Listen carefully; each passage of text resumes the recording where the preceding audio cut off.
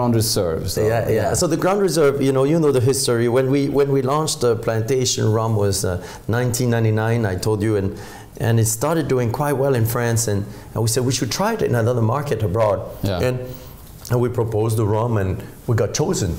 And I'd like to say there was some kind of, whole strategy or whatever. It's just did. Exactly, hallelujah. We're so, we realized how that would be wonderful. And it became a love story between plantation in Sweden, and remember, we're a family business. It's not like we can throw a lot of marketing weight or whatever. So progressively, really, people starting buying more, and gives us a lot of confidence, and we grew plantation. And a few years back, obviously now it's in about a little over 100 countries. But I think Sweden showed us the way, of the potential of making a delicious rum. Because remember, back then most people were drinking rum and Coke. Yeah. And that's what it is, right? And then so suddenly we're saying, no, actually it's a sipper, or you can use it with, if you use it with something, it should be a very high quality. Yeah. And what is it that you want to show with this rum? I mean, Grand Reserve, it's a typical Barbados rum, and at the end of the tasting, we'll go to another Barbados rum with the XO. So I want people to, if you have several glasses, to keep a little bit of the Grand Reserve, if you can resist the temptation, in that glass, so you can compare with the last glass that we're going to have. And so, because I'm going to be a little technical with you, if you don't mind. The way you do your fermentation with rum, remember, rum is made with the sugar cane, so in that case, sugar cane molasses. And the master distiller that works with me, the master blender, master distillers always work together. Depending on how you make your fermentation, you can promote either certain elements of ripe exotic fruits, or you can promote more like chocolate, like raw chocolate spice notes. And on this one, we wanted to show a very elegant and nice fruit-forward elements, exotic rum, with a little bit of like cinnamon spice notes. When we'll taste the XO, you'll see that's kind of the other side of Barbados. Yeah. So that's why we wanted to show you that. So that's the Grand Reserve. It's really, I agree, it's almost like orange peel and stuff like that. Exactly, you're right.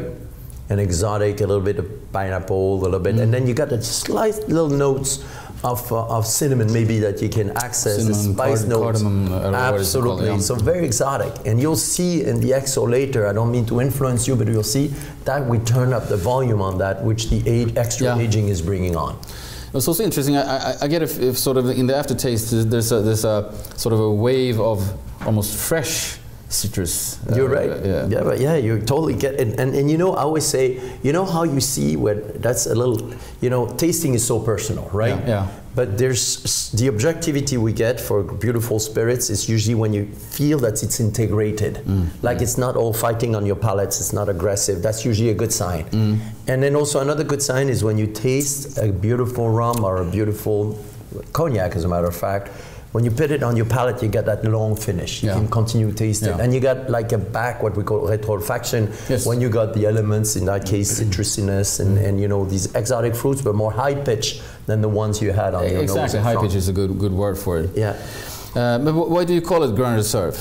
I mean, how does that to do with age? I will admit to you, we work in Barbados. There's still a producer of local sugar, a little sugar mill, and sugar is made from cane. Yes. And they called it called their quality of their best sugar, they call it Grand Reserve. So I thought that was kind of cool, and it says, we're going to make a rum and we're going to call it Grand Reserve, because it's a special reserve rum in a way that's aged and then showing very beautiful aspects of rum in that case. So that's what it was. And this is, of course, a blend of many different rums. Yes. But how many are we talking about? The thing as a master blender, and I hate when people say it depends what it is. Remember, barrels are like people. There's no two barrels who are the same.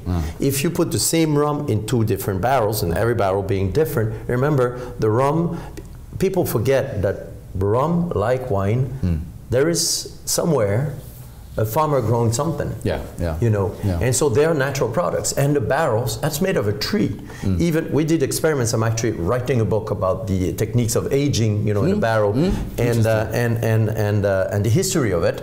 Well, interesting. I don't know. Maybe, you know, my wife sometimes when she can't sleep, she puts some of the, you know, somebody reading the French Constitution or something in a very low notes, and then she falls asleep, you know. And then so maybe that book I will get some great return, you know, maybe supplying the book for this. Hopefully some master distillers and master blenders would like it. And so I want to share the knowledge.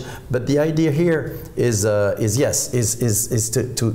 get this with the aging. You can get special elements. So as a master blender, think each barrel is like a fingerprint or a person. So you marry these different barrels into a beautiful blend.